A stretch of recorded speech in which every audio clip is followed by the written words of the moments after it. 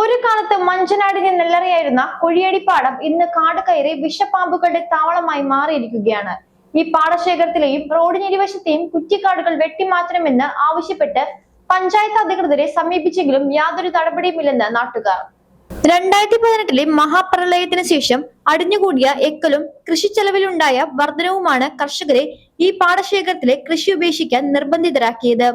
തുടർന്ന് ഭൂമി തരിശായി കിടന്നതോടെ പാഴ്ചെടികൾ വളർന്ന് പ്രദേശം കൊടുംകാടായി മാറുകയായിരുന്നു.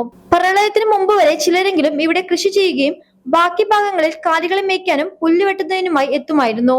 എന്നാൽ പിന്നീട് പ്രദേശത്ത് ബലം പാമ്പുകളുടെ സാന്നിധ്യം പതിവായതോടെ ആളുകൾ ഇങ്ങോട്ട് വരാതായി. കൊടും ചൂടിലും ഈർപ്പമുള്ള അന്തരീക്ഷം നിലനിൽക്കുന്ന ഇവിടെ ഇപ്പോൾ മൂർഖൻ, ശംഖുവരയൻ തുടങ്ങിയ മാരകവിഷമുള്ള പാമ്പുകളുടെ പ്രധാന ഇറ്റില്ലമായി മാറിയിരിക്കുകയാണ്. പാടത്തിന്റെ കരയിൽ താമസിക്കുന്ന കുടുംബങ്ങളും തൊട്ടടുത്തുള്ള റബ്ബർ തോട്ടത്തിൽ ടാപ്പിങ്ങിന് എത്തുന്ന തൊഴിലാളികളും വലിയ ഭയത്തോടെയാണ് ദിവസങ്ങൾ തള്ളി നീക്കുന്നത്. സമീപ വീടുകളിലെ കോഴികളെയും വളർത്തുമൃഗങ്ങളെയും പാമ്പുകൾ പിടികൂടുന്നത് ഇവിടെ നിത്യസംഭവമായി മാറിയിരിക്കുകയാണ്.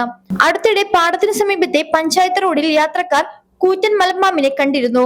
ഇതോടെ പ്രദേശവാസികൾ ഭീതിയിലായിരിക്കുകയാണ്. ജനങ്ങളുടെ ജീവനും സ്വത്തിനും ഭീഷണിയായി ഈ സാഹചര്യം പരിഹരിക്കാൻ പഞ്ചായത്തും വനംവകുപ്പും അടിയന്തരമായി ഇടപെടണമെന്നും പാടശേഖരത്തിലെ കാടുകൾ വെട്ടിമാറ്റി ജനങ്ങളുടെ ഭീതി അകറ്റാൻ നടപടി സ്വീകരിക്കണമെന്നുമാണ് നാട്ടുകാരുടെ ആവശ്യം. ലൈഫ് മലയാളം, മൂവാറ്റുപുഴ.